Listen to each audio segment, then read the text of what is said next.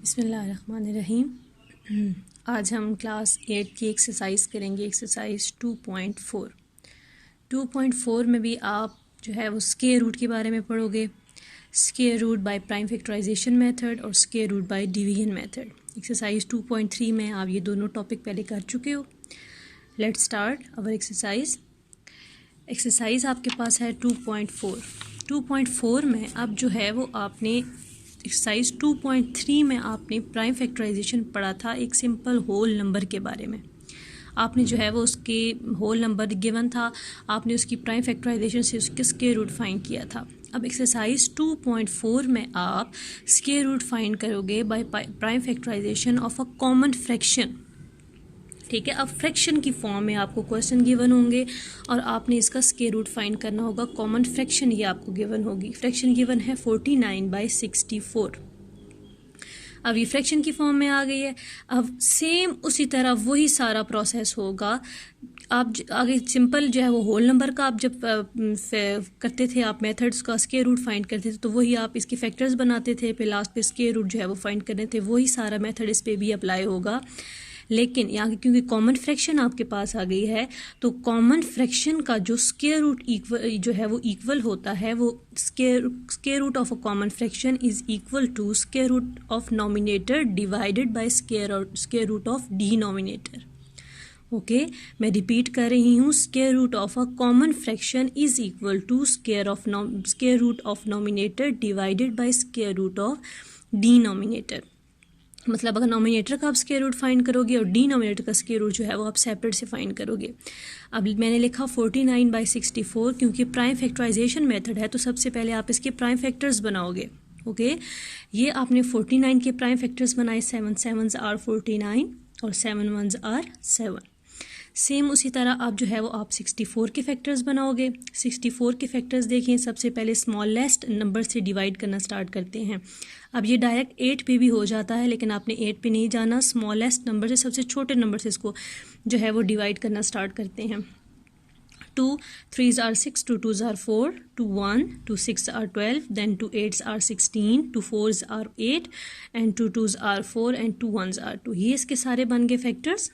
ठीक है, नाउ अब आपने लिखा 49/64। 49 के फैक्टर्स उसके सामने इज इक्वल टू 49 के फैक्टर्स आपके पास आए थे 7 × 7 बाय ये ओवर का साइन एज इट इज़, ये ओवर का साइन एज इट इज़। अब 64 इसके फैक्टर्स इसके सामने 2 × 2 × 2 × 2 × 2 और मल्टीप्लाई 2। उसके बाद हम क्या करते हैं, स्क्वायर रूट अप्लाई करते हैं। Apply square root on left side और एंड राइट साइड। लेफ्ट और राइट साइड पे आपने स्क्वायर रूट अप्लाई कर दिया।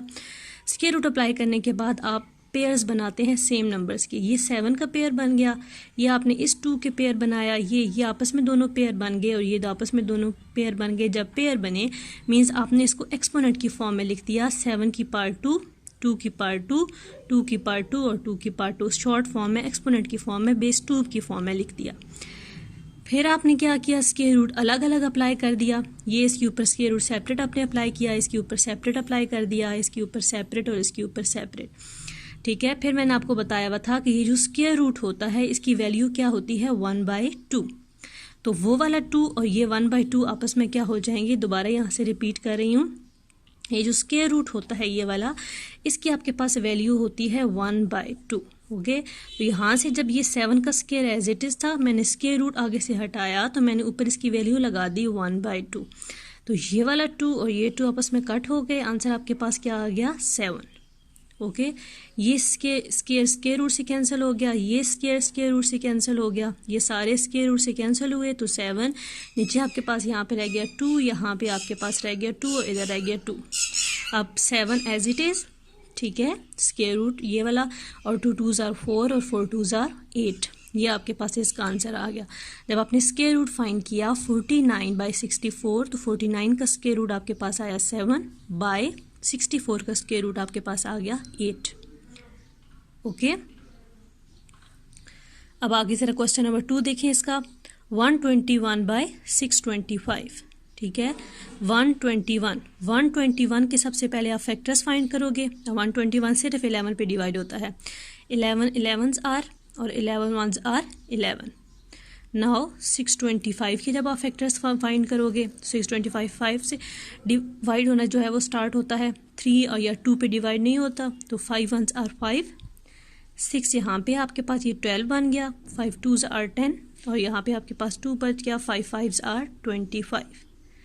ओके, नाउ 5 2s आर 10, ये 2 आपके पास बच गया, 5 5s आर 25, 5 5s आर 25 और 5 1s आर 5, ये इसके फैक्टर्स बन गए।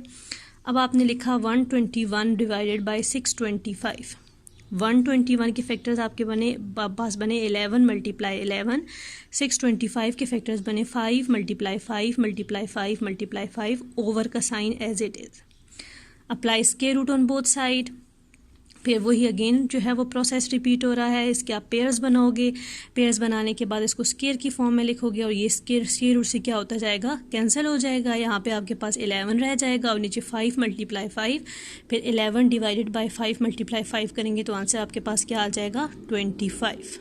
ओके, अब मैं आपको एक मिक्स्ड फ्रैक्शन वाला क्वेश्चन करवाती हूँ। जैसे इस एक्सरसाइज का जो है वो पार्ट 4 है आपके पास, मिक्स्ड फ्रैक्शन की फॉर्म में 1 होल 13 बाय 36। अब 1 होल की फॉर्म में आ गया है। अब सबसे पहले आपने इसका होल ख़त्म करना है। होल ख़त्म करने का मेथड आप लोगों को पता है कि इस नंबर को, डिनोमिनेटर को इसके होल से क्या कर देते हैं, मल्टीप्लाई। 36 1s आर 36, ठीक है। बीच में ये जो ऊपर नोमिनेटर आ रहा होता है, मल्टीप्लाई करने के बाद इस नोमिनेटर को बीच में क्या कर देते हैं, ऐड कर देते हैं। 36 इसको इससे मल्टीप्लाई, जो आंसर आएगा उसमें इसको क्या कर देंगे, ऐड कर देंगे। 36 1s आर 36, बीच में 13 ऐड करेंगे तो आंसर आपके पास आ जाएगा 49। ओके, 49, और ये जो डिनोमिनेटर होता है इसको एज इट इज़ लिख देते हैं। बस ये मिक्स फ्रैक्शन, अब ये कॉमन फ्रैक्शन बन गई, ठीक है। अब ये फ्रैक्शन बनने के बाद आपने वही सारा प्रोसेस जो है वो रिपीट करना है। 49 के फैक्टर्स बने, फिर इसी तरह आपने 36 के फैक्टर्स बनाने हैं। 36 के फैक्टर्स बनाने के बाद आपने ये जैसे 49 के आपके पास फैक्टर्स बन गए 7 मल्टीप्लाई 7, 36 के आपके पास फैक्टर बन गए 2 मल्टीप्लाई 2 मल्टीप्लाई 3 मल्टीप्लाई 3, ठीक है। स्क्वायर रूट अप्लाई किया आपने, square root on both side, इस साइड पे भी स्क्वायर रूट अप्लाई किया, इस साइड पे भी स्क्वायर रूट अप्लाई किया। अब आप क्या करोगे, वही जो है वो आप पेयर्स का बनाते हो। ये 7 का पेयर बन गया, ठीक है। ये आपके पास 2 का पेयर बन गया, ये आपके पास 3 का पेयर बन गया। अगर आपके पास किसी क्वेश्चन में देखो कोई पेयर नहीं बन रहा, दैट्स मीन आपने फैक्टर्स बनाने में कोई मिस्टेक कर दी है। जब आप स्क्वायर रूट हमेशा फाइंड कर रहे हो तो हर नंबर का दूसरे के साथ लाजमी आपके पास पेयर बन रहा होता है।